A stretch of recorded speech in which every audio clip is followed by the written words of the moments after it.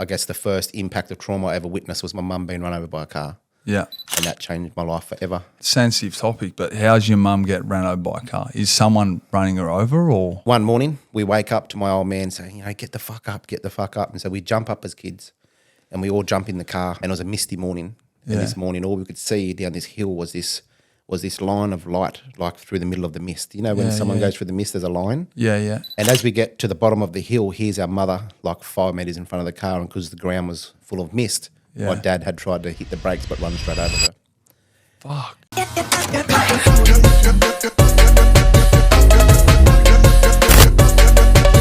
All right, fucking oath, boys. I have been on a massive bender.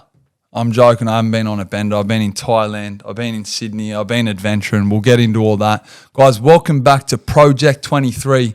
We have Lukas Williams. There's a lot to intro you with. Yep. But I'm just going to say your name, and then we're going to tell you a story, bro, because it's a fucking amazing story. Cool, brother. How you been, bro? I've been good, brother.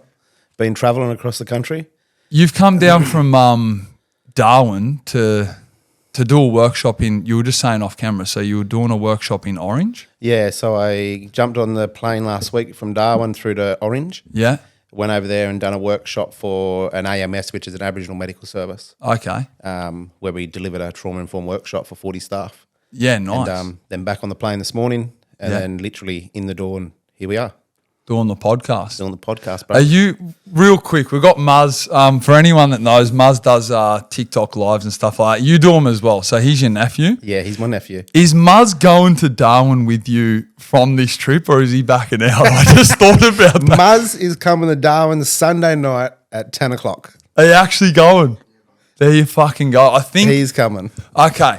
We're going to get into you, but just another thing. Has Muzz watched the Gary Jubilant podcast? I reckon he hasn't, and he should. Bro, I think it's one of them things where I'm the uncle. Yeah. And it's like, that's just Uncle Luke. Yeah. Where a lot of other people go, man, your uncle's like making a difference in the country. That's what, so, and this is why you're kind of here. Well, your nephew introduced you on the live. Yeah. I go, all right, sweet, you kind of told your story, and I was like, that sounds good. But through the live stream, I was like, all right, sweet. Sure. Then I see your name pop up on Gary Jubilant's podcast. I'm like, let's roll, bro. This is solid. I checked that out, and I'm like, bro, I got to get your story on here straight up. You're a very fucking intelligent person. You've done a lot of things good in this country. Thanks, brother. Especially for the Indigenous people. So yeah, bro, let's I want to start talking about what I've been doing the last 2 weeks. Let's do it, and then we'll move into me. No, we'll quickly, guys, where I've been, I was in Thailand. So since the last episode, which was about 3 weeks ago, I was in Thailand, had a little bit of a sand, got my chest tattoo, done all that shit, done a bit of fighting and training and shit like that over there. Then went down to Sydney, met Mr. Beast, bro, the biggest YouTuber on this planet. I didn't know who that was till this morning. Bro, I'm still like high off shaking his hand, bro. True. And then I've walked through the crowd and ended up right at the front of the thing. And I'm like, bro, this life's like, I had to pinch myself. I'm like, how the fuck does this happen? Yeah, because my criminal record's not letting me get into America, that's for sure. Yeah. I know that feeling. Yeah, it's a struggle, isn't it? Yeah. But that's where I've been, guys. But let's get into your story, bro. So pretty much let's go back to the start with like your upbringing and what's happened there.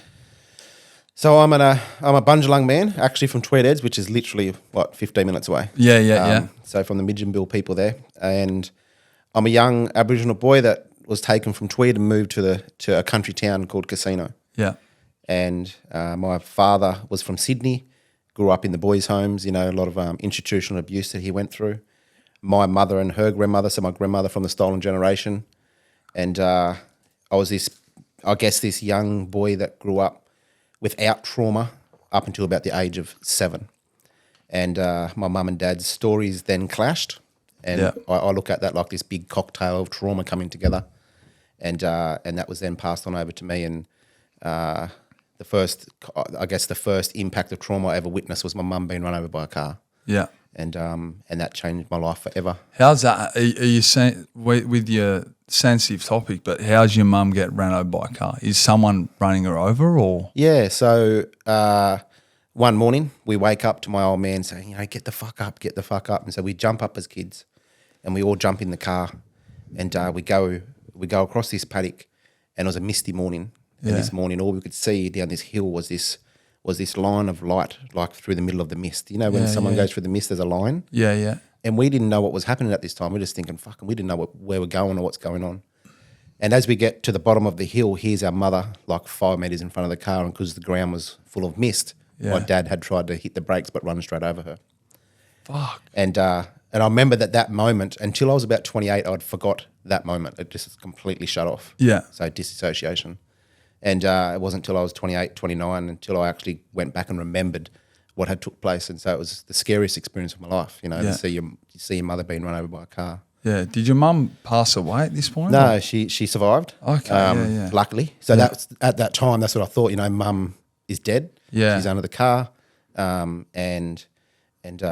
I didn't know what I thought after that. It was just fucking here it is. Mum's under the car. She's gone. Yeah. This little 6-year-old boy that you could imagine is just like seeing the most horrific thing in his life. Yeah. But gratefully she didn't. She actually got up and got back in the car. Okay. It was crazy. Yeah, that's fucking crazy. I kind of resonate. I kind of like. I feel that when you just said that, I was doing a school camp. I was coming back from a school camp one day, and my mum had got in a car accident. Yep. Got hit side through the. But once I got off the bus from school camp. Yep. This fucking kid comes up and goes, "Your mum's dead." I go, "What cunt?" Like like that type of and there's just been a side like like something like that, and I still remember that to this day, and I'm like, what the fuck, like, yeah. So you're talking about that's where your trauma starts. Yep. And then, well, I think it goes back further. That's where my first initial trauma took place in a reality where I'm a living human. But the impacts of intergenerational trauma of the stolen generation and the shit that my father went through, then that got passed to me as well from an intergenerational perspective. Yeah. That I didn't know kind of would sit in people's bodies for generations and generations. It doesn't get spoken about enough as well. And like, I'm a white Australian that's kind of only, if I didn't take steps to go to Uluru, go to the middle of Australia, it costs like in school, I remember doing like NAIDOC week, doing dot paintings, and the teacher's like, "Oh, you're good at this," and it's like I don't fucking know what I'm doing. I'm trying to do a snake, bro, but it doesn't get taught enough in school. I don't feel. No, it doesn't. It should be. It's 100%. I think if we, and this is a lot of respect to all our non-Indigenous brothers and sisters also. So there's nothing. When I say this, there's no disrespect in it. It's just the reality and the truth of Australia. If we have a country that's built on like Aboriginal land and Aboriginal culture, if you go to the Philippines, when you get off the plane, you know you're in the fucking Philippines. Yeah. But when you come here, people will still question where's the Aboriginal people. Yeah. And if we have more of a country that represents culture, you can only have people that come together. And if we start to teach it on deeper levels, we'll have kids that grow up that respect the country. Yeah. But at the moment, I still see situations where you go into schools and, kids aren't allowed to speak language. Yeah. There's a situation in Alice Springs where children actually got stopped speaking the language in actually one of the boys' homes, and I was there at the time when they asked them to stop speaking language. That stuff was happening 50 years ago, and yet we're still seeing the shit today in 2023, 2024. So, yeah. It's a sad thing because I don't think, when you say it's still happening, I don't think it's ever gone, because it's that far. Like, we're in 2024, it's that far like gone and trying to get wiped out kind of thing. Yeah. In a sad way. Like, and as I said, going to the outback and kind of like seeing what Alice Springs is like. There's not many people there, but it's pretty crazy. It's a different world. 3 hours that way on the plane, it's crazy. It is. It's a different world. Yeah, it's definitely a different world. Yeah.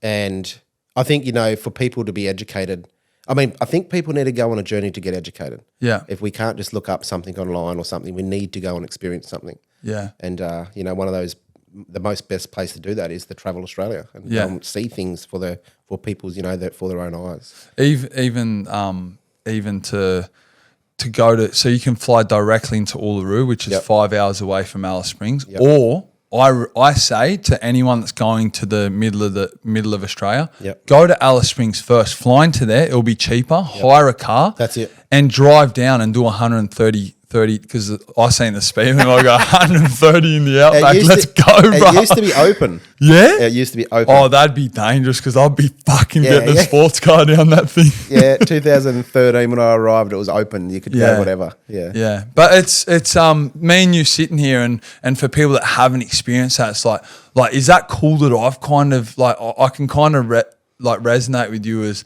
what's going on out there and how interesting and different it is. Even the Aboriginal communities, like how it's set up on the outskirts of the town and and some of the things that I learn about there, like where you go and buy alcohol and and you got to have like an ID card or you know. Down in Sydney, it's like, oh, who's smuggling the ice in? But down there, it's like, who's getting the Bundy rum in? You know? That's pretty crazy. Yeah, smuggling that in. Yeah. And that's another thing that a lot of people they hear about a lot of what you're talking about, the smuggling of the alcohol. But I was in a community about 3 years ago when we were doing a big project around healing. Yeah. And it was actually a non-Indigenous person that was bringing all the alcohol in and selling it for much more money than it was worth in the community. Yeah, that's usually the story that I hear every single time. Yeah. We have mob bringing stuff in, of course. Yeah. But I also see, that the non-Indigenous mob up that way sometimes because they profited from it. Yeah. Make a lot of money, Yeah. There's horrific stories I could share about that place. Yeah. That's a pretty shit go. Yeah. Yeah. All right, let's get back to your kind of, your upbringing. So how's school? So school, I went through school being bullied. Yeah. Even though I had a father that was from King's Cross and he was this hard man. Yeah. I always got told from my father, if you don't win at school when you come home, I'm going to give you flogging. Yeah. But if you win at school when you come home, I'm still going to give you flogging because you got in trouble. Okay. So that type of world, so I kind of lived my first kind of probably up until about year 4, year 5, quite a scared little boy, because I didn't know how to, I guess, defend myself. I didn't think I was allowed to. Yeah. And then I started to join boxing and I become the aggressor. I become this animal. Yeah. And I started to hurt people and I thought, this is how you deal with life. You deal with life through violence. Yeah. People have a big mouth. Well, I can fight. And so I used to beat them, And that destroyed my education pathway because I was just always in trouble. Luke Williams was known as the problem child and all that type of shit. So I went on and dropped out of school at year 7, or at end of year 6, start of year 7. Yeah. Never completed an assessment in my life and then hit my first boys' home. That's where I kind of hit my first boys' home at that very young age, not far after school. What gets you sent into the boys' home? First time I went into a boys' home was a car chase. Yeah. And we took a car and burnt the car in the middle of the road so the police couldn't keep coming and chasing us. Okay. We literally parked the car in the middle of the road. A bit of a roadblock. Yeah, roadblock, blew it up and it just melted and it burnt the road. And so the cops had to sit there and deal with that while we went up the road and got another car and kept going. Okay. And it was big news and I think we had Ballina and Woodburn. We had all the police stations. There was like 30 cops chasing us and we got away at the time, but they knew it was us and that's why we went, oh, fuck it, we're just going to go on with it. And we know we're going to jail, so why not just go on with it? Yeah. And so that was my first stint into the boys' home, which was Minda in the 90s. Yeah. Yeah. And then that leads on to what goes on in these boys' homes? So Minda, and then through Minda I went through to Reeby. Yeah. And, I guess in that moment I reckon I could have probably, if the right people and the right things were in place, been, I could have turned around and turned life around if the right people and the right things had happened in my life. Sorry to jump in. So where's Minda? What is that? Sydney. Okay, so that's in the middle of Sydney, and then you go to Eds, which that's where I grew up. Where? Eds. So Reeby Remand Centre is in the middle of Eds. Oh, righto. So if people don't understand where that is, and Spaniard actually addressed it really well in his vlog there. And I grew up there, so I went to the primary school there and whatever. So Samuel Place, I grew up just around the corner from that remand centre. Yeah. Spaniard explains it really well. There's the high school, and then you graduate into the I've seen it. into the into the boys' home. Yep. And it's a really weird system. But that's what I was saying. So you've went from northern New South Wales, Yep. burning cars and creating roadblocks, Yep. to fucking down in Campbelltown, Yep. where I grew up. Yep. And that's got to be a big wake-up call. But is that where – I can't remember in this other interview I've watched, but is that where the bad shit happens? Yeah, so that's where the bad shit happened. So I was this country kid, you know, that come from Casino. It's a cow town, you know. It's where you kind of kick back on country. But here I am. I hit Sydney. I hit the boys' home where there's. I remember when I walked through Minda. Here's these fellas with tatted up still. You know, these are the days where, if you got sentenced at 16 for 6-year sentence, you still done your sentence in the boys' homes. Okay, until it was finished. Yeah. And then so I went from there to Reby, and it was Reby where a lot of the essays took place from the guards, and a lot of the behaviours from them. I was only there in Reby for about 3 months. Yeah. But the experience of that was that's where I turned into like this animal against society. Yeah. Because of the experiences I went through from the guards and from different experiences in there. And I got out and I just become a career criminal then. That's where it went haywire, you know. And this isn't like a small thing. Like there's a lot of people that have come out about Reby Rahman or these all the institutional abuse, or Russell Manser, rest in peace to the late Russell Manser. He was doing a lot of work around that. Sure. And like it's really sad, man. Like I suppose it's, and I've got friends in the police now. Mm-hmm. Like I say that openly on this, and I feel like what's in place is like, I can't believe what people were actually getting away with back in the 90s, the 80s. Imagine the fucking 60s, bro. Yeah, I know. Imagine like how far we have come in that kind of thing. But then even in the 90s, like I was born 1994, and you're in a boys' home and that bullshit's happening to you. That's fucking... Yeah, it's pretty horrible. Shit, man. Yeah, yeah. It wouldn't be happening now. There's not a chance that anything like that's happening now in boys' homes and that. Of course it would be.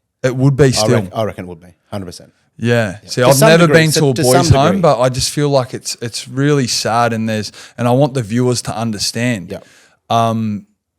Even in fucking where is it where mental health patients go and then they need to like get tests they need to get tests on medication, and then like say like a mental health like institution or something. Yeah, and then they're getting tested. I reckon it's still it's probably still happening there, isn't it? A lot of stuff like this is still happening. You know, I have a mate that runs a business in Australia around institutional abuse. Yeah, and I think his stats are he's getting 8 cases a day. That's still taking place in Australia.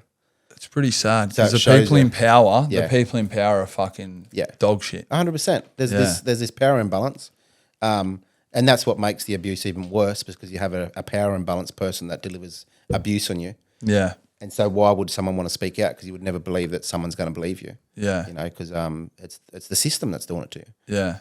And you know, normally I guess the narrative is that you don't win against the system.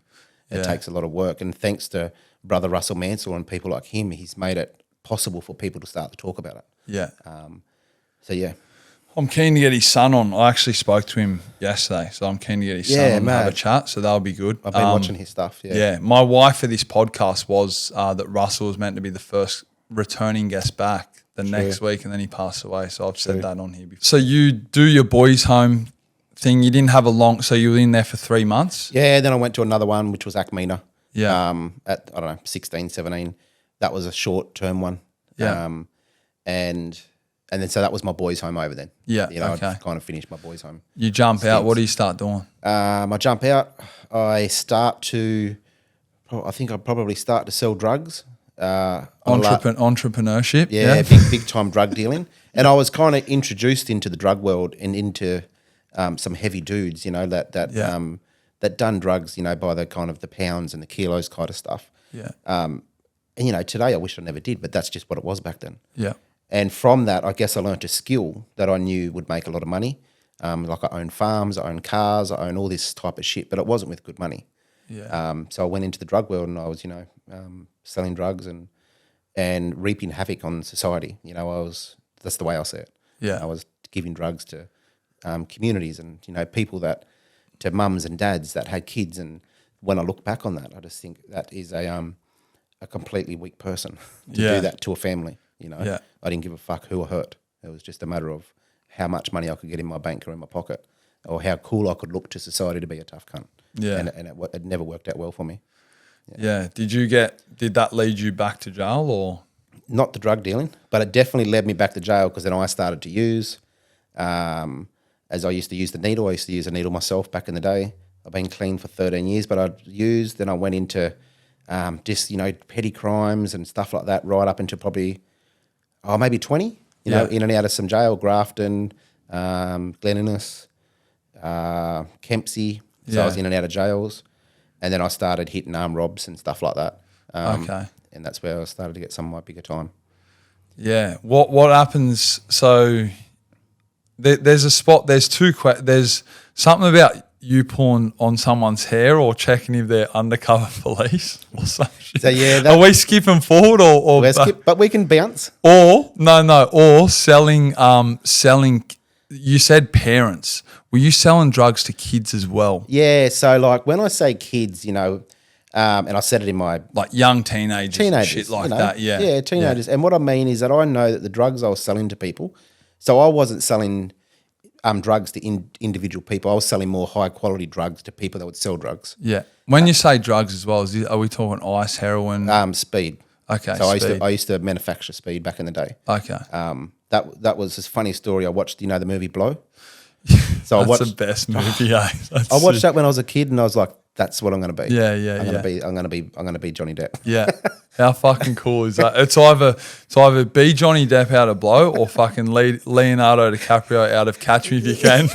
Start flying planes around and have you seen Catch Me If You Can? Yeah, I think I have. That's my favourite movie where he's doing all the fake bank checks and fucking he goes, I have. Oh, I'm doing the bank checks. Now he goes, fuck this, I'll do a pilot's license, and he walks through the airport but Blow as well, man. That's like every kind of hectic, drug dealers. I think every kind of person that's inspired to sell drugs, they watch Blow. 100%, yeah. And I remember it. I remember the movie, and the clicking moment for me was that Johnny Depp's dad was walking down the stairs, and he said to his dad, "I never want to be poor when I get older." Yeah. And I was poor when I was young. Yeah. So and I got this opportunity to learn how to cook speed from some of my mates, and that's where just life changed, and I become this. I thought I was a kingpin, Yeah. And in reality, I wasn't. It's just the egoistic kind of mind view of us living in that crime world. Yeah. So yeah. I think it's good looking back and saying like that you weren't you're trying to be that cool guy, but you're selling drugs to kids that have an undeveloped brain, like 15, 16-year-olds. They're like, oh yeah, let's go get some goey and fucking. Yeah, goey. So someone that's watching right now, well, that's what it was. Goey, it's weird, like goey and shit. It's like, what? That's what it I was. remember I got a satty of the shit and I was like, charging the whole fucking. I was like, what's this shit? It's like how weird was that drug? Like gas and shit. Like that's what they would call it. Was it good for you? I used to think it was. Yeah, would you take it and sell it as well? So I didn't. It's an interesting story. So I did at times. Yeah, but I was more of I thought I was smart because I wanted to make the money. Yeah. But then things happened in my life, and I started to use my own gear. And were you using speed? Yeah, speed. So not heroin, not okay. Nah, speed. Yeah. But yeah, getting to me selling to people. Yeah, I always knew that the gear I'd give to people, I always knew that it was going to kids and different people. Yeah. There was also another. There was multiple incidents, situations that took place, and one of them was also where I was providing gear to one bloke that was doing a lot of dealing, and he went off and murdered someone. And so that laid on me for a lot of years that my gear was a product of somebody to go and doing a crime, and this murder was horrific. Yeah, it was horrific. He got 35 years for it, and he was a very close brother. Yeah. So I had to live with that. I had to live with maybe if I didn't give that bloke gear, he may have never done that. Yeah. So I had to sit with that guilt and make amends with that, and give back to Australia. It must have been some fucking charged up shit you gave him. It was. Yeah, it was. And that's kind of what made my whole life change in the end. And obviously that's a story we'll talk about down the track a little bit as we get talking. But I'll touch on that. Yeah. Yeah. So you're selling your drugs, and then do do you just keep doing that and then end up in jail, or you go straight into the armed robberies and? No, yeah. So I go into the armed robs. Again, based on another movie, Point Break. That's what it was all about. I'm not too familiar with Point Break. So in Queensland, Point Break, you know, every armed robber is like they talk about Point Break. It's this movie where a couple dudes over in America, they're surfers and they go along and they rob banks in summer. Okay. And also there's another one as well. I forget the name of it. Anyway, being a young fellow, I was like, yeah, that's cool. So along we go and we start doing armed robberies. Yeah. And from that, then I got 6 years and I go in and do time. I get out and then it continues back into the drug world again. But in a bigger way, like, you know, cooking pounds and kilos and delivering it right across the North Coast. And that's where life went really bad. People were fucking being murdered all around me and people were dying and people were getting stabbed. And when is this? Like 2005 around, are we talking, or? So that stint was between 2009 and 2012. Oh, so we're moving. So you've done your 6 years. Yeah. Do you go back to jail again after that, or? Yeah, got out, got another 18 months. Yeah. From trying to run someone over, silly on the drugs. Yeah.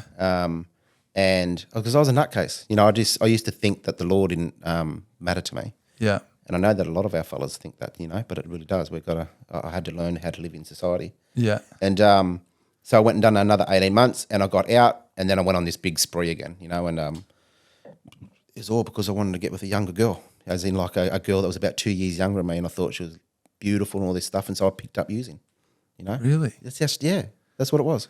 Because there was this thing, you know, and a lot of males don't talk about it. It's an interesting one, and when I talk about it in my men's groups across Australia, I used to use drugs for a couple of reasons. One was to look cool, and one was to fit in, or another one was to fit in. Like confidence as well, like the drug confidence. And the other one is because I wanted to chase girls and let them think I was fucking a mad drug dealer. Yeah. But I was a goose. Yeah. In all reality, you know. Yeah. So my last time I picked up, it was because I thought this girl was hot. She was a user. And I thought, well, if I fit in, I'm gonna get with her. Yeah. So I fitted in, I got with her, but my life fell apart. You end up on a fucking 18-month bender. Yeah, crazy. Or no, 18 months in the slammer. Yeah, yeah. Yeah, I think it's a good message, but I try not, with the podcast, I try not focus so much on the bad stuff because I'm actually excited to like see where you went, and like I think you're putting a mad message out there that like the drug dealing, it's like, you know, you fucking looking all cool in the time, but you're either gonna end up dead or fucking on a bender, which 100%. That's no good for anyone's mind. 100%. Or you're gonna end up hurting everyone around you. You're gonna hurt your family. You're gonna fucking burn relationships. 100%. So you do your where does this bad shit happen? Because I kind of want to get into the good shit. All right.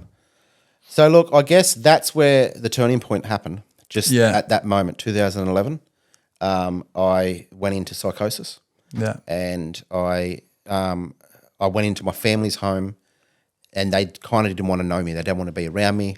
Yeah. I was very, they feared me. I was scary for them. And then I walked in and I thought they were all undercover coppers, and I grabbed their hair and tried to rip their hair thinking that they were wearing wigs. Yeah. And I remember that moment. There was like 15 of them sitting at the table. And that's all fucking crazy. It's crazy. Yeah, that is crazy. You know, at the time I didn't think that it was. I thought that I was, again, being cool, you know. Yeah. But I knew when everyone looked at me, it was actually my sister's hair I pulled. Everyone looked at me like in shock and fear. And it was a moment where I went, I'm scaring my family so much that they don't want me around them. Yeah. And I reckon it was probably about 2 weeks after that I got on the gear the last time, and my mum didn't let me around the family, and that was and then on the 3rd of the 1st, 2012, I went and knocked on her door and I said I'm ready to change, and that's 13 years ago. Congratulations for your sobriety, so you've been sober the whole time? Yeah, so sober from drugs. So I have a drink here and there. Yeah. Drinking's not my thing that sends me down that path. It's the drugs. Yeah. So I've been sober the whole time. Yeah, drugs. Man. That's a big, congratulations for that. That's fucking awesome. So yeah, you knock on your mum's door and you say it's the turning point. And she didn't believe me, you know. She's like, here we go again. Yeah. But I knew inside it was the turning point. You know, I'd seen enough bloodshed and yucky stuff, and I was a scared boy. You know, I was this scared 28 or 27, 28-year-old man, and I was really fearful of what was going to happen. Yeah. If it wasn't to me, it was to somebody else. And that's what changed my life. That's the moment that I changed. Yeah. I think even when you say like 28, it's like, fuck, man, you're sending your whole 20s. Like, I know. It's a weird like where it's kind of programmed to happen like this, you know, like you go from like your high school to wherever that takes you, and you choose a path. 100%. And you can really be fucking misled down that side where it's like, I want to get girls, I want to start. Like, I was flipping some shit here and there, allegedly. I was doing the thing I was doing some things in the hometown, and I think like now I'm 30, like, and you're saying like 13 years ago you 41. Were 28. I'm 41 now. Yeah, like and even this year, like the whole year, I have not touched a drink. Like, so I went sober from the first day of this year. Yeah, nice. And I just feel like sometimes it gets hard, man, because Saturday night, Friday night, like I got off the plane last night and some DJ's like, bro, come up to my gig. Like there's opportunities down in Sydney. There's all these distractions, and if you can kind of set boundaries, healthy boundaries and discipline, you can really achieve, you know, if I went to that club last night, I could have possibly not rocked up here. Yeah, sure. You know what I'm saying? I tell you, I had the same experience, bro. Yeah. I was in Orange and my mate said, come around and have dinner. He said, I got beers. Yeah. And I'm like, so I went and had dinner. Yeah. I said, I can't have a drink, bro. I got a podcast in the morning with Luke Irwin. Yeah. He goes like, who's Luke Irwin? I'm like, you don't know Luke Irwin. Yeah. Okay. So I didn't drink because I probably wouldn't turn up. Yeah, or you could have been groggy here, and you could have been like not on the ball as well. Well, that was the main probably issue. I was thinking I don't want to be half, gone and shit like that. Yeah, or cloudy. So, but I think I hope the audience takes away from that as well. Like you don't have to go like clean. I've cut like legit everything, like that's no good. Drinking. I've been in, mate. I was in Dubai in some nightclubs, like this year. Yep. And I was like, nah, I can't. Yeah, so you actually had the drink in your hand. No, like it's all there, bro. Yeah. You know what I'm saying? When I go out, opportunities like just pop up. Like the other night, we're out to dinner with girls. Yeah. Luckily, my mate Jamo, shout out to him. He's really supportive on like we'll kind of mix it up sober and still have the most confidence and be doing our thing. Yep. So then my other mate the weekend before got the bag out, and so I was like, oh shit. You know what I'm saying? Like it is all around, but it's just the discipline and fucking putting that healthy boundary there and saying no. Yeah.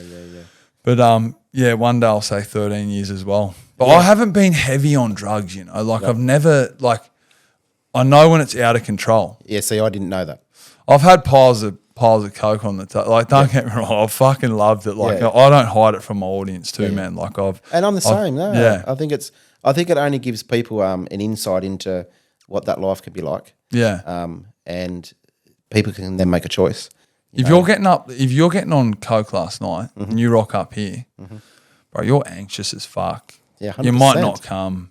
Yeah. You're overthinking, self-doubt, all this shit. Yeah, 100%. And if you just remove it for that kind of little bit or the speed or whatever you want to call it, like it's just like you rock up here, you're like, yeah, what's going on? Everything's good. Yeah, 100%. And I mean, I couldn't think of anything worse than rocking up anywhere these days on the drugs. Yeah. Like it's just, I couldn't imagine. I actually don't even know what that feels like anymore. Yeah. But I know that it's not good. Yeah. You know, because it's been that long.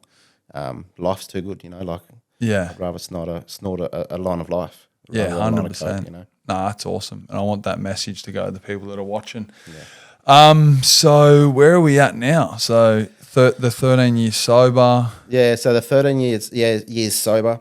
That also, you know, you talked about boundaries before, Brian. One of the most important things that I had to do is I had to cut everyone off in my life, my mates, my brothers. Yeah. And I was disliked for it. You know, I was disliked by my family, a lot of my family, because I changed into a person that didn't want me to change into. Yeah.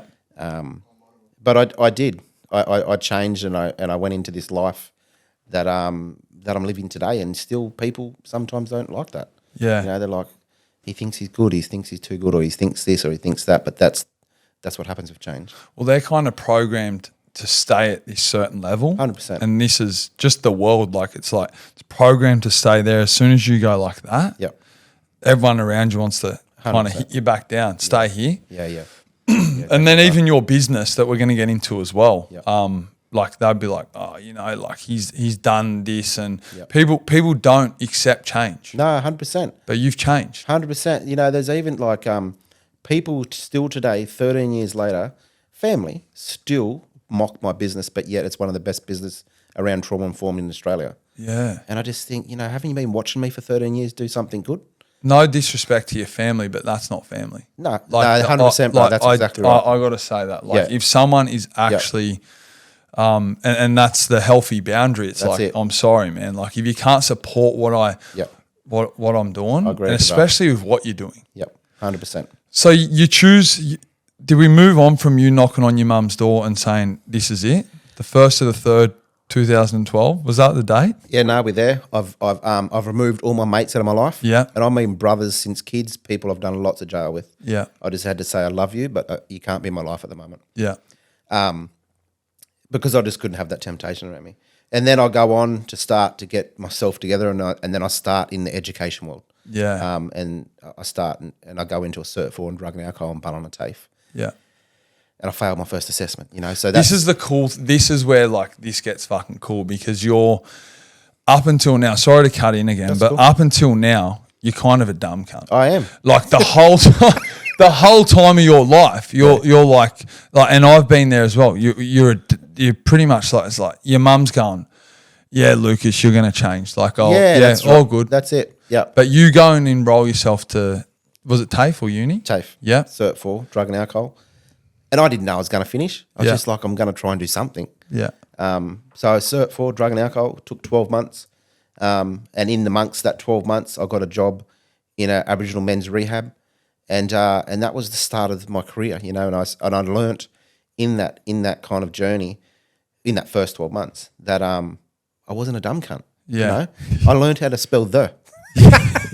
I still don't That know how type to of spell shit. it. Like, I'm not joking. I couldn't spell. Yeah. I failed my first assessment. Yeah. The teachers rang, like the lecturers ring me up. And they say, we need you to come in. There was 3 other people. And they said, we're going to fail you and kick you out of the TAFE because you're plagiarism. And I'm like, what's plagiarism? And they're like, well, that's when you copy people's work. And I said, well, I didn't know this. Yeah. I didn't know that was a thing. And and they could tell by the reaction on my face that I literally didn't know. Oh, okay. So they could tell, they go, oh, look, we're going to give you a chance. So that was the first introduction to education I ever had. And the teachers just thought that I was going to fail, you know. Yeah. And then I went on to do good things, you know. Did you have to, when you say you enrolled yourself into TAFE, Yeah. did you, or was that something a part of, like say, like were you on Centrelink and you had to do that at this point? Like, I'm interested to know that. Yeah, no, look, my mum is an Aboriginal lady from Tweed Heads. Yeah. She done the first Cert 4 the first Aboriginal Cert 4 in drug and alcohol in 1997, I think it was. Okay. So, and I also had a cousin by the name of Greg Telford. He done it with her. Okay. So they were 2 First Nations people that I watched when I was a young kid, and I thought, fuck, that's cool. Yeah. But I didn't know what it meant. Yeah. I knew they were doing something different than the rest of the family had never done. Yeah. Okay. And so I get up, 15, 20 years later. And you go, fuck this. I'm going to go and have a crack at that. Yeah. Like, I don't know. I just want to get the Cert 4. That'd be mad to have. Yeah. And so that's how it come about. Okay. That's Yeah. awesome. So So- you went and enrolled yourself and got it done. Yeah, yeah. So did you pass it?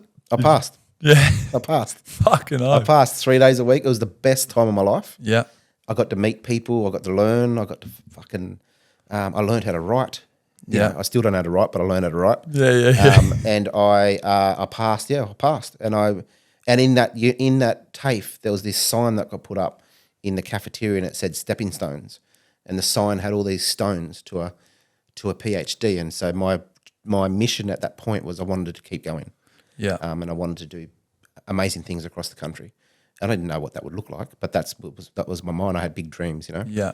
So yeah. So you do your study, and then you've also got a job. Where'd you say it was? So in an Aboriginal men's rehab. Yeah. Okay. Yeah. So what goes on there?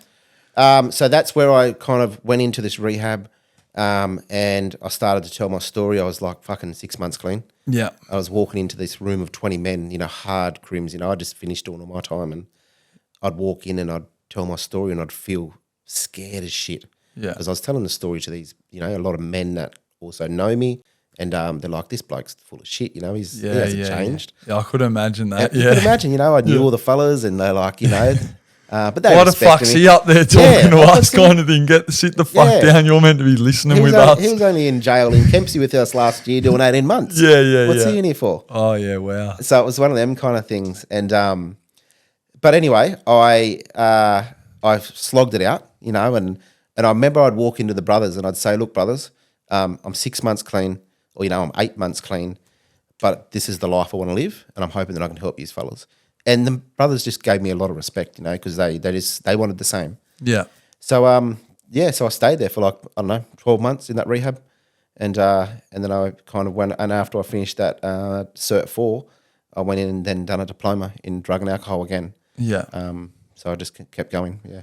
And where's the top of the study? As in what? As like in now? where do you get? Yeah, where do you go to the top? Of so I'm doing a PhD in Indigenous traditional healing circles and how that improves our social emotional well-being, as in the neurobiological processes. But I went along. I done a diploma, a double diploma. I then done a degree, a master's, and now I'm doing a PhD. So for people that don't understand, including myself, what does that take to get to like say this master's thing? That sounds cool. Yeah. Master's and then the PhD. So like what? Yeah. So it takes a Cert 4 is like equivalent to a Year 12. Okay. So you get that, you know, and it feels good for people that haven't done it before. Yeah. And then you go and get a diploma and you start to feel like you belong. Yeah. It's like, oh yeah, I fit in here. But yet your voice still doesn't matter because the hierarchy people will close you down and tell you you're still shit. Yeah, okay. It's kind of that kind of thing. Yeah. And then you go and get a degree and you go, oh, I start, my opinion and my views are starting to be listened to. Yeah. But in that meantime, I'm starting to heal also. So like, you know, I'm not only healing from a psychologist or a counsellor or through healing circle or traditional healing. I'm healing through education where it helps my brain, I guess, learn new things and that process of neuroplasticity and the way our brain expands and stuff like that, you know? Yeah. And then from there, I remember that this person said to me after I finished my degree, you won't be able to do a master's. You're not smart enough. Well, that just empowered me to say, well, I'm going to fucking do one. Yeah. And then I go on to do this master's. And when you do a master's, you become an academic in like the universities. And so is a master's getting done still in TAFE or are you going to a university? A university, yeah. So, so you're in a you're not throwing up that hat and shit, are you? I didn't go to none of them. But you passed the stuff? All of it, yeah, passed it all. But you don't go to the thing at the end where they throw the square hat up? I was meant to. But I was actually in the community on both occasions for my masters. Yeah. I was in a community where there'd been 5 suicides and I was in there doing healing. So you were doing work. I was doing work. And Gary Dribble was like, so why didn't you go to your graduation? And I said, well, I think I was doing much more important work than going throwing a hat in the air. Yeah. And that community hasn't had a repeat of suicides since, so it was worth it. Yeah, that's awesome. Yeah. So the masters is there, and then now the PhD is the next thing, and that's you. So you're still doing that. Is that online, or I'm trying to understand this for me because I don't even under. Yeah. Let me go back a bit. So you'll start to learn in your degree. You'll start to learn writing that we wouldn't know, and then you go into your masters. You start to learn real tricky writing and referencing. Yeah. And then a PhD is kind of, it's not online. It's your own. It's your own. You're your own chef of cooking your own food. Yeah. So like you've got this idea, or you got this philosophy, and you're thinking that this is going to be a really cool work, and you give it to a university and you say, would you allow me to study this? Okay. And they go, yeah, well, this is needed in Australia, so we think we'll kind of fund you, or we'll give you a scholarship to actually study this area because we think it's going to help education systems and the government and all sorts of places. Yeah. And so that's what I did. I had to put in this proposal. And so it's not online. It's just I'm kind of writing, study, research. So you're kind of creating something that's going to, like your thing will be used for generations to come, especially for Indigenous people. 100%. So what I'm studying at the moment, there's research around healing circles, but there's not the type of research that I'm doing. I'm actually going in to have a look at, I'm doing a kind of, it's going to take 3 to 6 years to do this research on actually what components in a healing circle actually helps within the healing for First Nations people. Yeah. And then how does that then become a tool that services all across the country can use and even across the world? Yeah. So not only just for Indigenous people, but people in general. Yeah, so that's just right. Because I think our ways and tools, lovely Annie Miriam Rose in Daly River, she talks about that our way of being is not only for our people, it's for the nation. Yeah. So our way of being in my workshops have always been developed and delivered so that all people can come into the space. Yeah. Because our healing's for everybody. So do you have all walks of life coming into your healing circles now? Yeah. When you say healing circles, is that sitting around in a circle and kind of going through the traumas and all that stuff? Yeah. So especially, there's a lot more to it. There is, there's a lot more. There's people go, healing circle, but there's a lot of elements within it. Yeah. That move to creating safety and allowing people, giving people a space where they can reach a place to then tell the story. Yeah. Because people are just not going to tell the story. They need somebody that's safe and an environment that's safe. Even for them to even begin to even think about telling their story. Yeah. Even like boundaries, like 100%. A lot of people, I think I only recently learned about boundaries, like not recent, in the recent years, learned about boundaries, and I'm like, this is cool. Yeah. You're in a child. Yes. You're all that type of stuff. Yeah.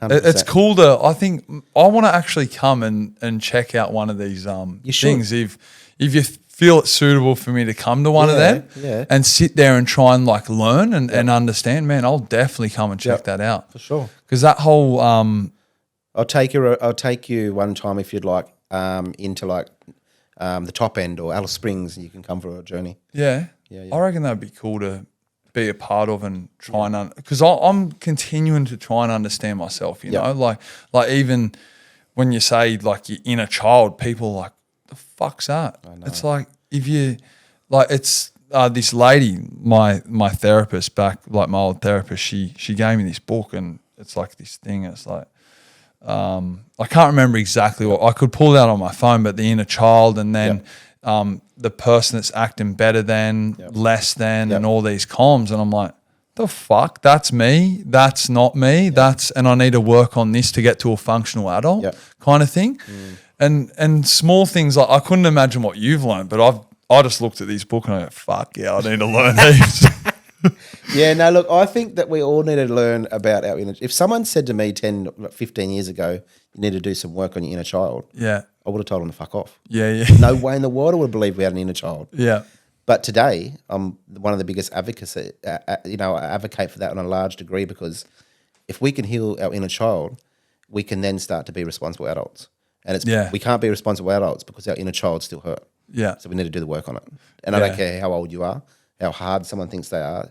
If you're a person that's acting out in not so good behaviours, your inner child's hurt. Even this morning, I spoke. You got to sit and have a little talk sometimes. I'm going to send my therapist this podcast, I think, because I'm bringing up her stuff. She's going to be like, you're ripping me shit off. She taught me so much. I'm actually super grateful for her. Good on you. Her name's Nancy. So you're doing the PhD and pretty much creating your own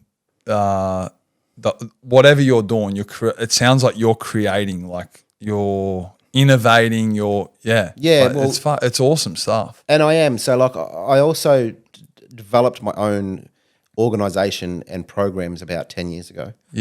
So I basically have done the work of a PhD within the groundwork, but now I'm just doing a PhD to put it all together really. So my organisation kind of leads along with other really good organisations, trauma-informed care across the country. And so it's just a matter of now going, I know it works.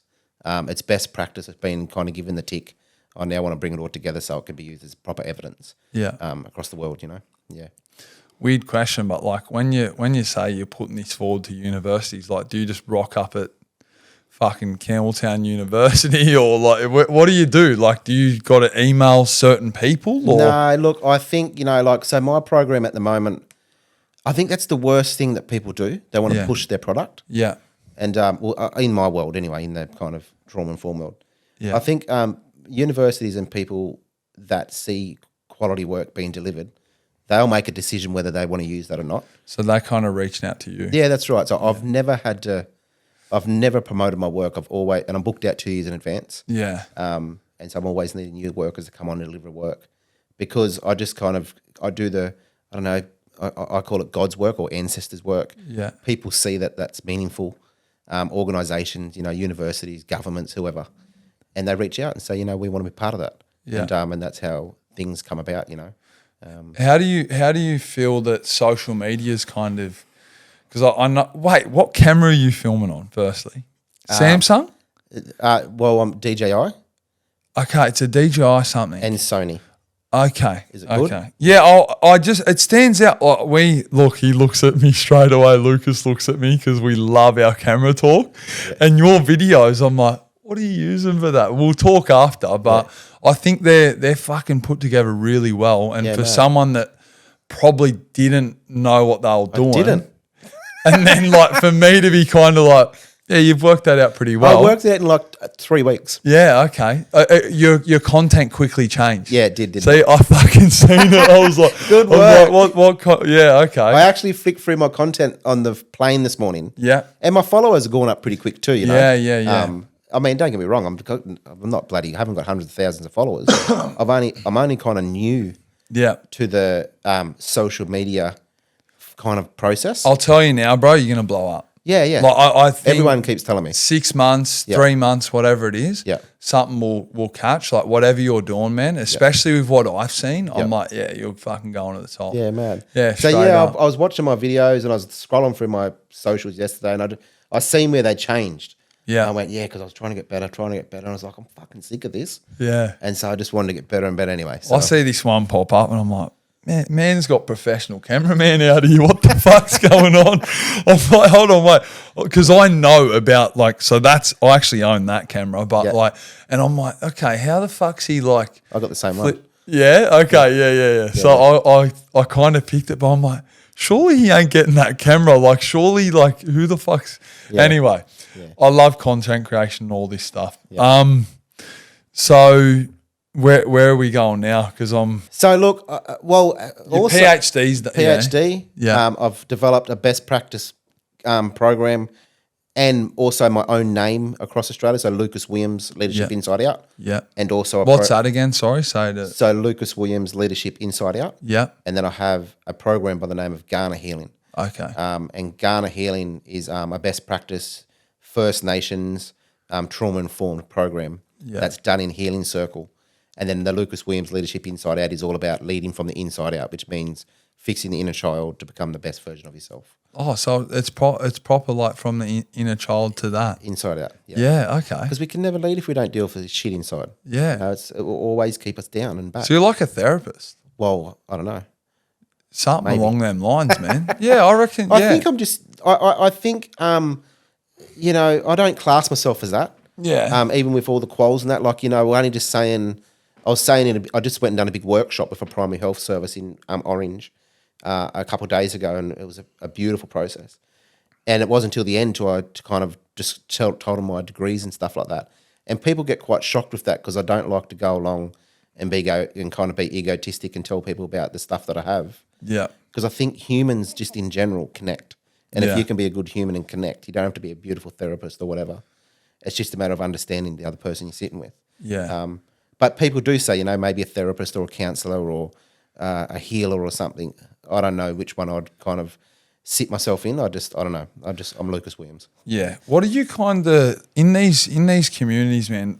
The young Indigenous kids, I couldn't imagine what some of the things you're coming there'd be some crazy stuff you're coming across. Mm-hmm, mm-hmm.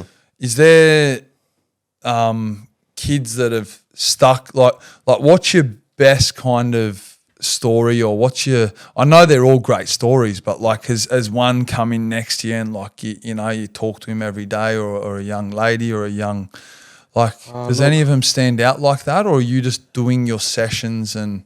No, there's heaps. I got heaps of those stories. Yeah. But I'll give a couple, for example. So there's a large mental health service in Australia, and it's one of the largest in the Northern Territory, actually. Yeah. And I have been kind of kicking along and being kind of walking alongside about 4 First Nations men in life for the last kind of 3 years. Yeah. And just from that Lukas Williams leadership inside out stuff, I've been sitting with them and walking with them. Same with Muzz, you know, like I walk with Muzz and I'm teaching him the right way. Yeah. And there's days where he fucks up, but I kind of come and say, bro, you got to get back online and Yeah. back on the right road and do this and do that.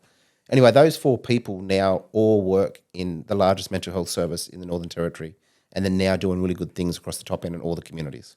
Oh, so you kind of walked, when you were saying you walked with them, like you kind of introduced them and then brought them up. Yeah. That's pretty cool. So they're all First Nations men, all from the top end, from communities. Yeah. They now travel 10 remote communities every week doing healing with men. Yeah. Currently, as we sit here now, I have a family member in the Northern Territory doing men's healing circles. And so there's these stories everywhere across the country where people reach out to me, and they talk to me about their life and the things they're doing just purely because I turn up in the community and the light bulb clicks for them. They're like, I want to kind of do what you've done in life. Because here I am rocking up as this kid or this fella that's done all this jail, and yet here I am doing something in Australia that they love the idea of possibly doing something similar. Yeah. And so they follow my page, they send me texts, they send me messages, and I just give them motivational things in life and just say, you know, if shit goes wrong, I have a yarn with them. Yeah. And I help them and try to build them in, well, I don't build them, they build themselves. But I just try to sit there with them along the journey, you know. Yeah. Because that's all we can do. That is God's work. It is God's work. I think I don't know if you have done it, but a video idea for you is maybe addressing what qualifications and stuff. You've done it in podcast. Yes. But maybe short form. Yeah. Short form, just try and get that out there, and then that kind of. Yeah. I don't know. Have you done one like that? Not really. Yeah, maybe in a nice way, kind of bring that one out. That'd be cool. Here? Not in here. I'm talking in a short form video. Gotcha. I think that'll be really cool as well to see. I'll do it. Because when I seen like your qualifications, I heard them. I'm like, what the fuck? Like, this is crazy. So I think in short form that'd be sick. I think I heard you saying before when you were in Sydney, you had to pinch yourself. Yeah, because I shook Mr. Beast's hand, and then now I'm about to be in a video.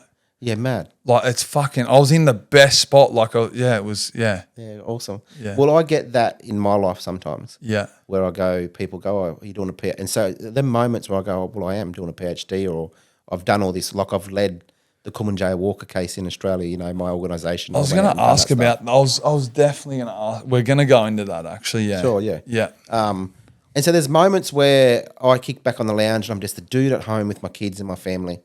I'm just Muzz's uncle, you know, like everyone knows me as Muzz's uncle. it's like Dad's uncle, you know? Yeah.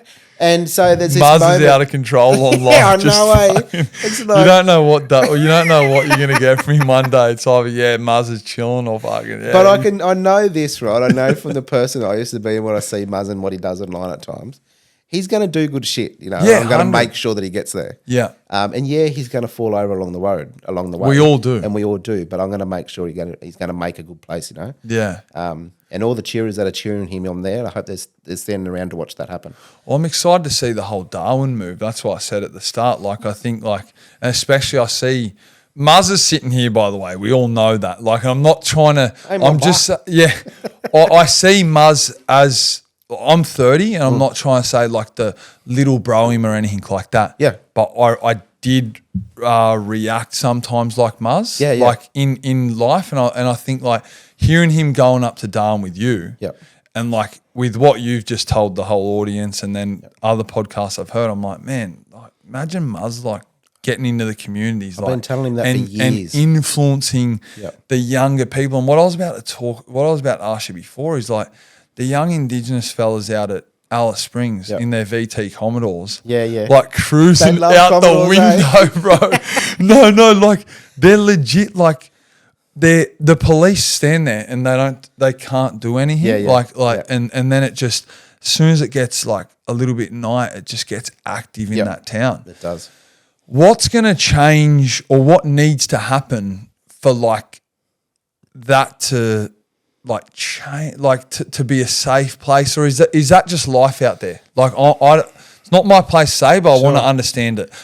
Firstly, I started a YouTube vlog, doing a vlog. Yo guys, what's going on? Fuck police chase right in front of me in Darwin. Like I could go out here and film a vlog, and it's all chill, you know. Like there's cops, you know, messing them, mate. Legit. Yo guys, what's going on? Fucking in the first minute. cops jumping out the car, fucking, they come up to our car going, they started talking to us like we were cops. Yeah, they thought we were someone else. Really. You know, like, oh, they're this, and then he fucking works out. I got a GoPro pointing at him. Yeah. But yeah, what's gonna, like, for the, I don't know, maybe some of the young lads are watching this, and maybe they see their uncle or whatever, and they like. Well, a lot of people know me and Alice. Yeah, a lot of fellas. Look, I think I find it hard. I mean, I'm going to comment on that, and I find it hard to also comment because I'm really respectful about giving comment on other tribal lands and people. Okay, yeah. But I will, like, people know me over that way, so they they'd respect my viewpoint. Yeah. But I think if we look at trauma in this country, and in a respectful way, I don't mean it's not against First Nation, non-Indigenous people, but if we look at the trauma that's happened since the beginning of time, there's trauma on Aboriginal people's kind of biological, neurological systems that's fucking so deep, like in the brain and in the body, that there's this behaviour as language playing out in the country. And these are some of the things we see: the crime, the stolen cars, there's this, the that. And then we have a government that don't actually get the elders in the middle to listen to what really needs to take place. Yeah. And let elders to really lead that process. Yeah. I see funding getting taken from programs when they're working, they could take the funding. I see it in all the communities across Australia. And so then we go, well, why isn't things working? Or it's because we don't actually put the hard work in and the money gets taken really quickly. Or when something's very successful, it's like, oh, that was good, but we're not going to refund it again. Okay. I see that shit all the time. And I was in the workshop actually the last couple of days out at Orange.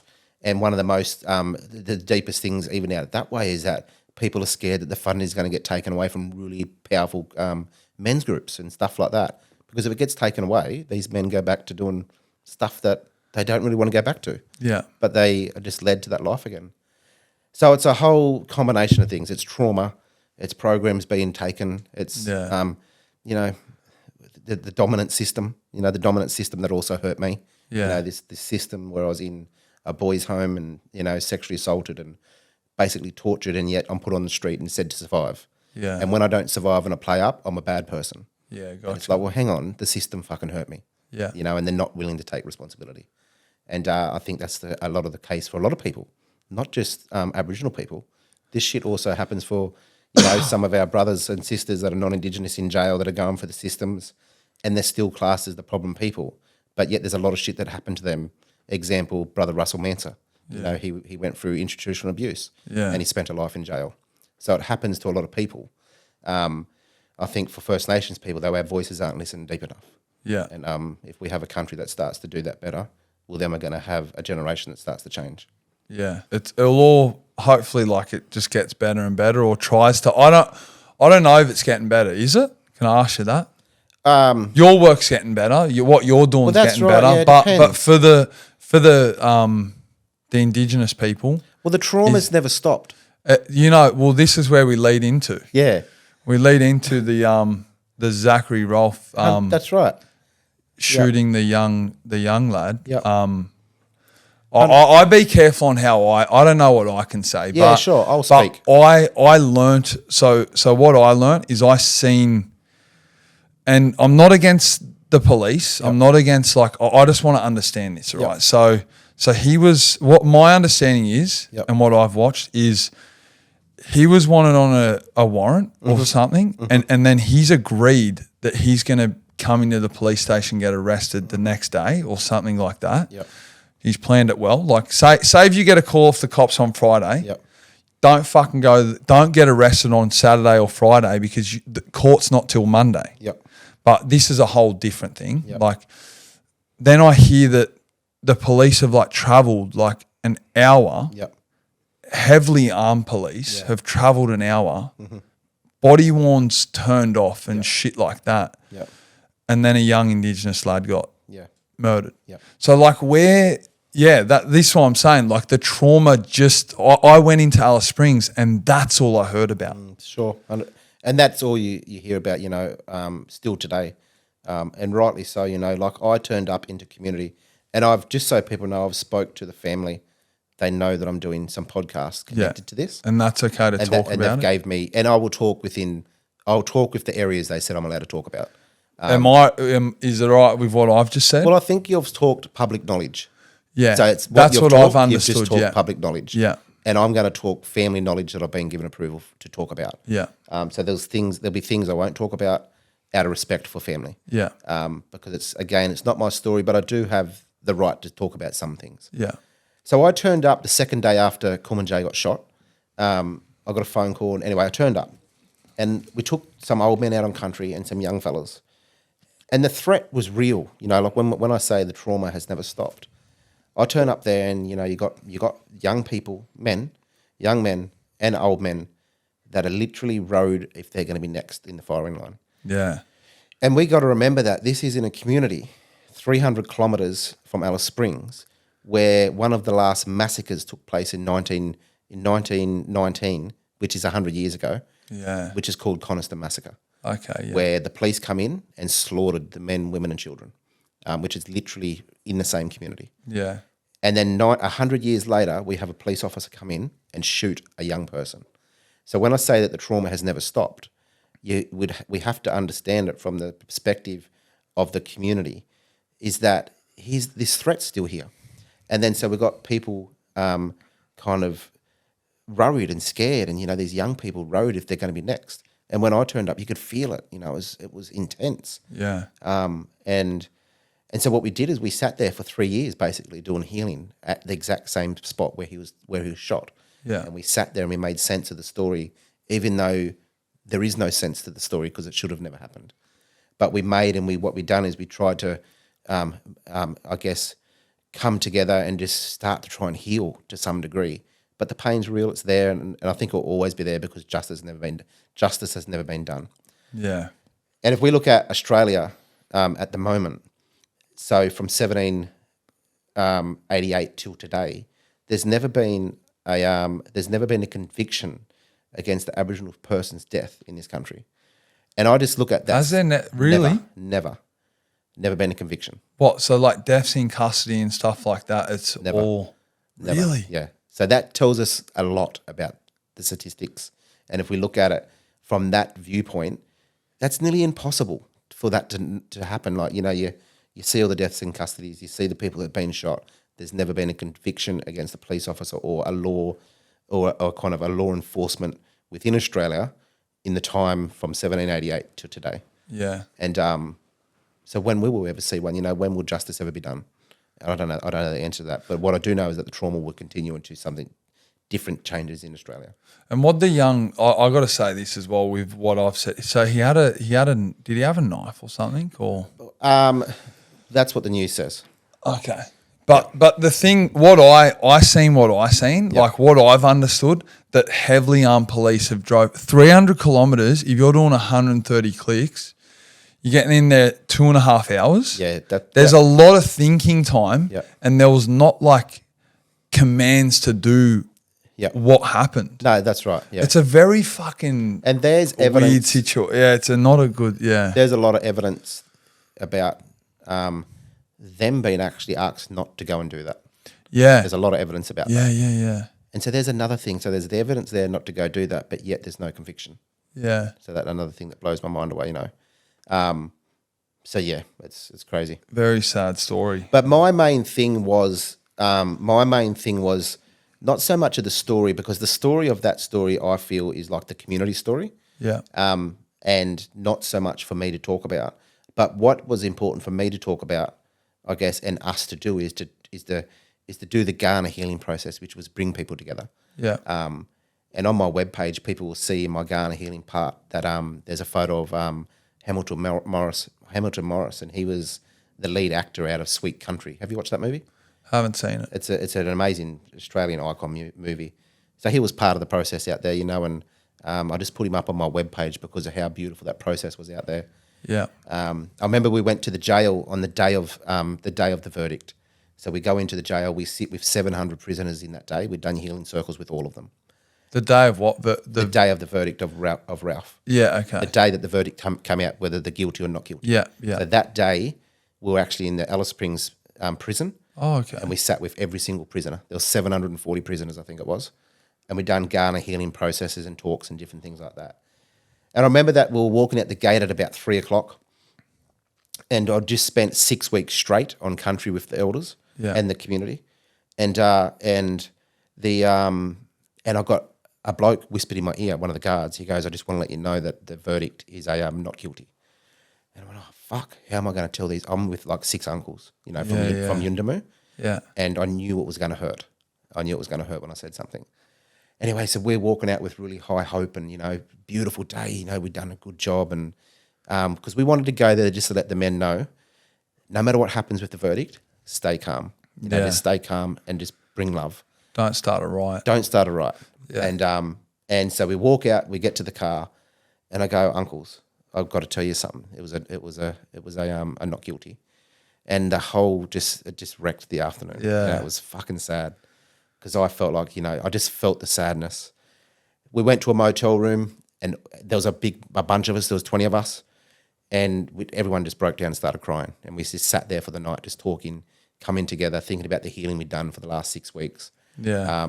And it was just a sad day, And I remember that I left there, went to the gym the next day, and I rang my partner, and I just fucking cried for hours. Just the amount of trauma that I'd heard in that 6 weeks from what had took place in the community. I actually got taken out to Coniston Massacre, of where the massacre took place, the original one, and just sitting down with the elders and listening to those stories are deep, and it's like that thing where you speak that you can never get the reality unless you go and you hear it and sit in it and feel it. And that's what makes it so real when you go and sit in them places and you hear the story and you go to the events and the areas where it took place. I've even said to my Indigenous friends, like, if they haven't been to Uluru, I'll pay for their flight. They can fucking camp 100%. somewhere. But I said, I put it on my story. I don't know if Muzz might have seen it, but I said, like go and embrace that. Yeah. But then also I was like, then I started digging deeper into Uluru and I'm like, oh my God, it's taken over by the white people that are fucking, it's big business out there. So it kind of takes away from the first time I went there, I've been there twice. Yeah. First time I went there, I sat with an elder and we done the paintings and that was cool. Yeah. But then fucking got a tour guide off tour guide was some French guy that I couldn't even understand. I'm going, what the fuck is this?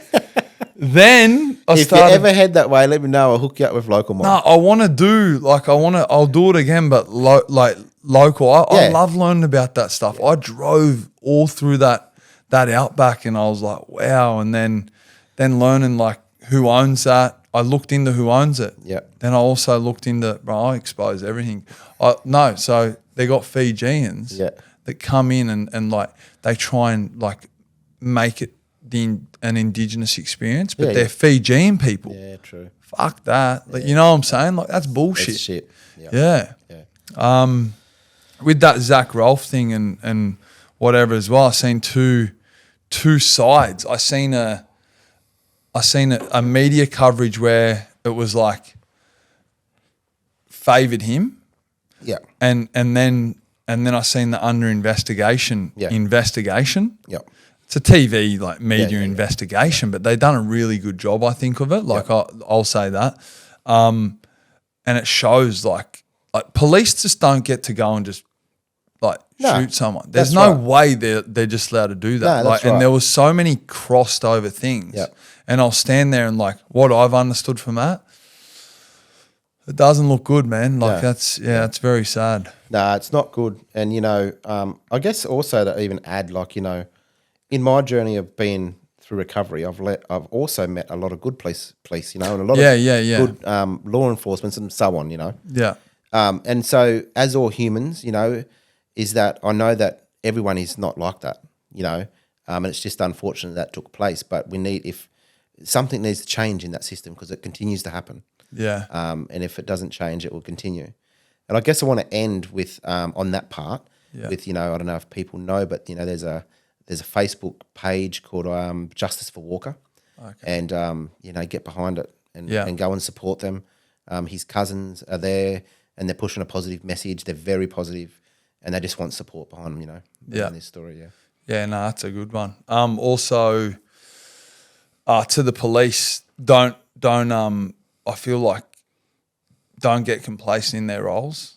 I feel like be humble and don't get complacent. Like obviously if someone's in danger and whatnot, like but it seems like there was so much time that led up to like some 100%. And there's a lot of stories in amongst that story that community have that are that shooting should never took place. Fucking oath. There's so many stories. I can understand it. I was like, what the fuck? Straight up. Yeah. All right, what's next for you then? Where are you kind of Look, I'm booked out 2 years in advance. I've got little bits and pieces where I'm open here and there, but obviously doing my PhD. My work's kind of spreading now through, so like it's already so a lot of my work leads the domestic violence space in Australia for best practice programs around helping men that use violence, using behaviours that are not so good. Yeah. So that is across Australia. I have online programs about the drop, so they're going to be programs around trauma and healing and stuff. Yeah. And so I'll just continue to do this stuff, to help people. And actually, what's next for me also is Muzz joining me. Yeah. So we're going to do some really cool shit. Yeah. And it's going to involve rap and healing circle together, where kids get to come in and rap. Yeah. And they get to move into this kind of process. I think that's a really good. Yeah. I think that's really good. That makes sense, and definitely up in the Northern Territory, in the top end. Yeah. Because most communities have recording studios. Yeah. So it's a perfect place to take young people in to record rap, and then go out on country and do healing. So we want to incorporate to do that together. Fuck, that's cool, man. I think you're onto something there. Yeah. You got that young Riley P guy from Darwin. Is it Riley something? Don't know. Yeah, young rapper from there. And then maybe he's like he's a young lad but seems really switched on as well. Maybe you should definitely link up with him. And then didn't a young rapper too lost his life up there? I can't remember the story, but that sounded like a sad one too. Not sure. So the rap and healing all together. Yep. So people are creating, staying busy, and healing. Yep. Fucking oath. That's the go, bro. mad. That's the go. Anything else you want to touch on before we go, bro? Quickly look through these notes. Yeah. What is there? Is there anything else? A lot of things. Selling speed at 15. No. I did with what before you were going to say what you were going to say, man, anything that you can teach any of my audience that doesn't understand anything about like generational trauma or where they can go and learn about like what's actually happened in our country to have a bit more of a heart on because I honestly don't think it's spoken about enough. Like sure. That's what like, and I spoke with Jeffrey Morgan. Yeah, Matt and Morgs. he gave some. He's a fucking absolute king, good man. dude, isn't he? But I feel like if they can find anything or like if there's a message on like what the fuck the Indigenous people have actually been through in our country, bro, like it makes me sick. It's fucking the saddest shit. For sure. And people just go like this, oh yeah, nah, it's all good. Yep. And also before we go into this, I've actually messed up before. So like I had some Indigenous people pretty unhappy with me. Yep. I went to the Invasion Day that's what it's called. Yep. Protest. Didn't even think. I was driving, had the camera rolling. Yep. I've said this publicly before as well. And I went and gave out beers. I was the giving out beers to tradies and stuff. And then I seen this whole crowd and I said, boys, get on the piss. I remember. I said, get on the piss. And that was very disrespectful on my but I had no fucking idea because I don't know about I've learnt so much since then. Had a lot of the footy boys message me. I won't say their names and unfollow me and stuff like that. But anything that you want to share? I think, you know what, I don't know, look, it goes on the back end. This is actually to do with Muzz, okay, and it connects to that story. I think to myself, that's, and I don't know if this is the space for it, but I'm going to talk about it. It's around the kangaroo situation. Okay. And I think about it, I think, and you just sharing that story, I think, when we make mistakes, we need people to reach into a place and bring forgiveness. Yeah. And, we need people to reach out to us and go, you mucked up. But we always learn from things. And, people that might use racist behaviours or they might think they might come from a racist position. Yeah. Just go and explore Australia and go out and sit down with some elders and we have the most beautiful elders in the world. Yeah. And they will sit and tell you stories beyond your imagination. We're not just the people that have the fucking grog in our hand and, You know, we're not just troublemakers. We're not violent people. We are a culture of love. Yeah. And if people go and explore Australia, they're going to feel what that feels like. Our people are beautiful. Yeah. Yeah. People need to learn more. I reckon every single kid should be fucking kind of scrap all the school camps and go to the middle of Australia once and then come back. Yeah, for sure. Because that was eye-opening for me. Yeah, for sure. And, other than that, bro, I think unless you want to touch on anything else. No, I was just thinking we should do a I talked to one of my uncles out in Central Australia. I said, you know what I'd love to do, Uncle, is bring out like 50 non-Indigenous people on this week mission. I'm not doing a week on this thing where it's like we just take them on this traditional journey of the middle of Australia and people that don't know what culture is all about, and let them be on country and live on country, and let them hear the stories of elders in a way that they would have never heard before. But where are they sleeping? Under the stars. So I need to be clean and shit, but I'll start stressing out. You're right. Well, caravans can pull up, like we can be in No, they can't. No? Nah, but you know, you got good swags. You're right. You know, it's good. What's that, Muzz? Take 1 week out of your life, bro. Yeah, but listen, I've been out there, but I'm just like, Live a little, brother. Live a little. yeah, mozzies and shit. Nah, there's no mozzies. No, no mozzies. I've done the under the stars dinners and stuff, man. Then straight back, have a shower, tidy up a bit, you know. Yeah. But I think people need to go out there and check it out. 100%. Alice Springs, Darwin, Uluru. Uluru's magical. Hermannsburg has a big precinct. You can go through and have a look at it's an amazing community to go and visit. Yeah. As in, like, it's got a day tour. Yeah.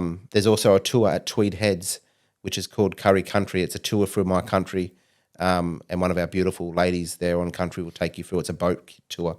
So look it up, Curry Country. Yeah.